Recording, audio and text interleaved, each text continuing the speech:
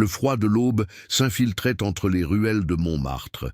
Rue des Martyrs, les pavés humides reflétaient les lumières bleues des gyrophares.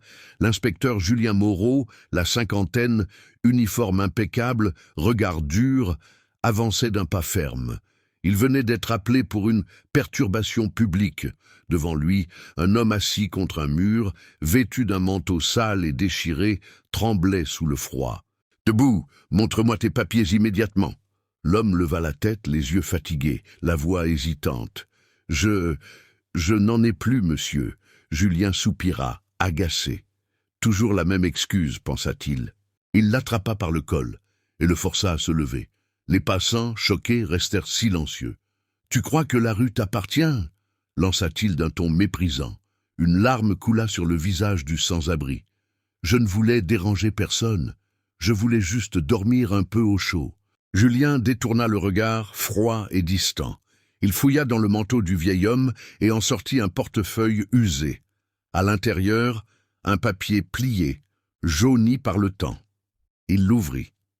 Une photo.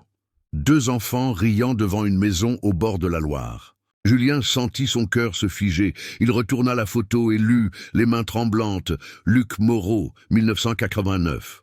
Son souffle se coupa. « Non, c'est impossible », murmura-t-il. Julien recula, la photo tremblante entre ses doigts. « Luc », souffla-t-il, la voix brisée. Le sans-abri leva lentement les yeux. « Julien ». Un silence lourd tomba sur la rue. 35 ans sans se voir. 35 ans de blessures, de fuite, de honte. Julien sentit son visage se vider de toute couleur. Les gyrophares s'éteignirent, ne laissant qu'une lumière grise et triste sur les 2 frères. Luc parla d'une voix faible. « Tu es devenu flic, et moi, je suis devenu invisible. » Julien resta muet. Aucun mot ne pouvait réparer le passé. « Pourquoi tu ne m'as jamais cherché ?» demanda Luc sans colère, juste avec douleur. Julien baissa les yeux. « Parce que j'avais honte, Luc, honte de ce qu'on est devenu après la mort de papa. » Luc esquissa un sourire triste. « Tu m'as trouvé aujourd'hui.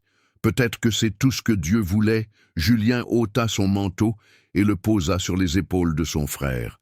Les gens regardaient, touchés sans comprendre. Mais dans leur regard, il y avait quelque chose de plus grand que la loi, l'humanité. Assis côte à côte sur le trottoir, Julien et Luc observaient le soleil se lever sur Paris. Julien murmura « Je t'ai jugé sans savoir. Je t'ai humilié alors que c'est moi qui aurais dû demander pardon. » Luc secoua doucement la tête. « Tu m'as redonné ce que j'avais perdu, ton regard, et ça vaut plus que tout. » Julien sortit sa radio. « Centrale, ici, l'unité Moreau. L'incident est clos. » Puis il éteignit l'appareil. Pour la première fois depuis 35 ans, il n'était plus un policier, juste un frère. Luc serra la main de Julien. Les 2 hommes restèrent silencieux, les yeux embués de larmes. « Tu sais, j'ai gardé cette photo tout ce temps, parce que je croyais qu'un jour tu reviendrais. » Le vent du matin passa doucement entre eux. Julien posa la main sur l'épaule de son frère. « Alors viens, Luc, on rentre à la maison. » Le soleil perça les nuages, inondant Montmartre d'une lumière dorée. Et dans ce silence, 2 destins brisés venaient enfin de se réparer, leçon de vie.